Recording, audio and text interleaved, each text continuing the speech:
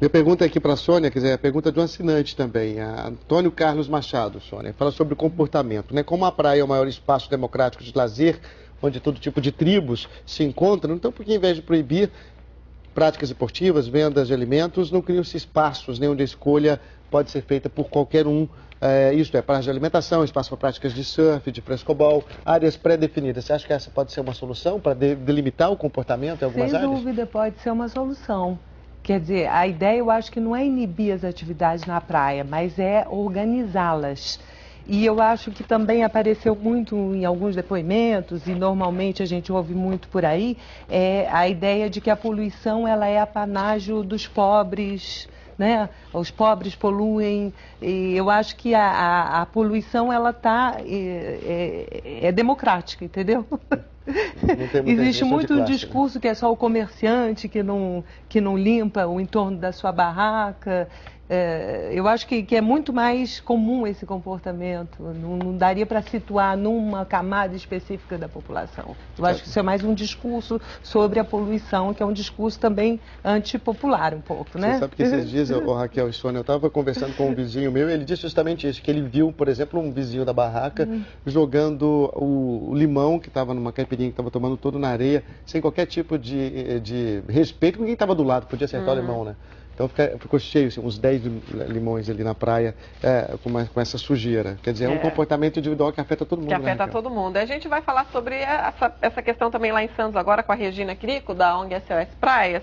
A gente tem informação, Regina, que aí em Santos também existem partidas mais bem organizadas de futebol na praia. Eu gostaria de saber se isso é verdade, se isso funciona aí de uma maneira mais educada, vamos dizer assim. E a gente tem uma pergunta aqui do Flávio de Aracaju. Ele fala que ele acha que a falta de educação da população é o principal fator de desequilíbrios nas praias. Ele pergunta o que a senhora acha de criar um órgão que ficasse responsável unicamente pelas praias brasileiras, punindo os infratores. É possível isso? Existe um efetivo para cuidar só disso?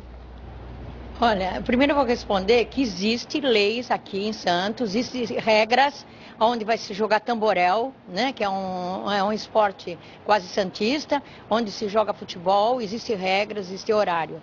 Lógico que existem pessoas que abusam. Quanto a mais uma secretaria, particularmente, eu não acho necessário. Eu acho que deve haver uma parte, o governo fazer a lição de casa dele e nós, da população, fazermos a nossa. A população tem uma grande culpa de falta de conscientização, nem tem dúvida. Por isso que nós, da ONG SOS Praia, nós vamos nas escolas, inclusive educar o jovem, porque parece que o adulto já é mais difícil. Então nós, inclusive, vamos lançar uma cartilha sobre todo esse assunto que vocês estão falando agora já nos primeiros dias de fevereiro. Existe uma falta de conscientização. Chato falar, mas é uma falta de educação. O pessoal levanta da praia e deixa o seu lixo ali na praia. Então, na minha opinião, não seria mais uma secretaria. A Secretaria do Meio Ambiente já tem várias pessoas, logicamente cada um com a sua responsabilidade, e dentro da Secretaria do Meio Ambiente deve-se cuidar das praias. Aqui em Santos nós não temos tantos os problemas que nós já há 20 anos nós estamos lutando para batendo o mesmo martelo. Praias limpas, os ambulantes, a falta de regra, a falta de organização deles e a parte dos turistas, né, que nós recebemos muito. Quando fala assim lixo em Réveillon, meu Deus, aqui quando o pessoal vira as costas, acaba a festa, todo tipo, garrafa, latinha é a normalidade, os sacos plásticos. Então, existe uma falta de educação, existe uma falta de conscientização. Eu acho que tem que ter lição de casa, tanto para a população, como, logicamente, para o governo. Ok, Regina, obrigado aí pela sua participação aqui no nosso debate, numa edição das 10, Regina Quirino, que é presidente da ONG SOS Praias, e obrigado também a Solange Freitas, a repórter que está aí com você. Muito obrigado, bom dia. Bom dia, obrigado.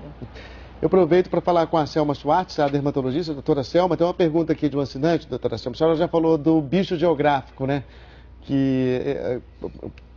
Com a presença de animais e tal, mas uma pergunta específica aqui da Andréa Borba, de Goiânia. As pessoas não cumprem a lei e levam o cachorro para a praia. Quais são as doenças que as fezes e a urina desses animais podem causar?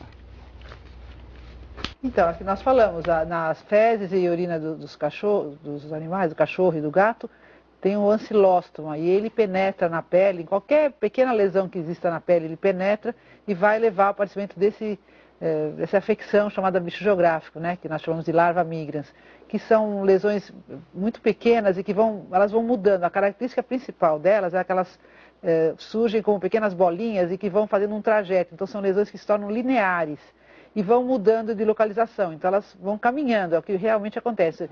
Esse animalzinho vai caminhando na praia, né, e vai dando uma coceira muito, muito intensa, é muito desconfortável a coceira provocada por esse ancilóstoma. E aí tem que ser feito tratamento, existem várias maneiras de ser tratados, o ideal seria mesmo procurar um médico para que seja feito o tratamento. Essa é a principal questão que vem dos animais na areia, né? E como nós falamos, na água do mar, então não é só dos animais, aí seria realmente de toda a poluição que vem da cidade, seriam todas as infecções que nós citamos há pouco. Eu queria perguntar para o secretário Rodrigo Betlen aqui no Rio de Janeiro. O secretário tem um dado bastante curioso aqui do do volume de lixo recolhido nas praias do Rio e na cidade de Curitiba, por exemplo, que é considerada uma cidade bastante limpa. Aqui no Rio, os aterros recebem 8.840 toneladas de lixo. Curitiba é 1.800 toneladas. Quer dizer, dá para perceber por esses números que o carioca ou o turista que frequenta o Rio de Janeiro suja muito mais a cidade. Eu gostaria de saber do senhor de um projeto que o prefeito Eduardo Paes falou anteriormente sobre o zelador do Rio, se isso está funcionando, se seria viável aqui no Rio de Janeiro a aplicação de multas, por exemplo, para quem joga papel no chão, como já é feito na Europa e nos Estados Unidos. Aproveito para seguir com a pergunta aqui do assinante, secretário, é o seguinte, com relação ao confronto justamente do poder público, né? Ele acha que é preciso buscar mais esse confronto, ou seja, o guarda-vidas, o polícia militar, o guarda municipal, abordando mesmo o infrator no próprio ato da infração. É o Paulo Sérgio Raime que pergunta. Isso. Olha, primeiro a questão dos zeladores de bairro, esse é um projeto que o prefeito Eduardo Paes, esse projeto já está concebido, ele deve ser implantado em breve pela prefeitura, colocado na prática efetivamente em breve. Vale ressaltar, em relação a essa comparação Curitiba-Rio de Janeiro, que a cidade do Rio de Janeiro também tem uma população, se não me engano, 4 ou 5 vezes maior que Curitiba. Então nós temos que fazer um paradoxo também comparando a quantidade de lixo recolhida com a quantidade de população também nas duas cidades. Mas, evidentemente, no Rio de Janeiro, essa questão do lixo jogado na rua, ela é maior. Nós estamos combinando ações educativas que estão sendo feitas e nós vamos também começar ações repressivas. A Guarda Municipal, nós mudamos o regime da Guarda Municipal. A Guarda Municipal agora pode aplicar multas para quem joga lixo nas ruas.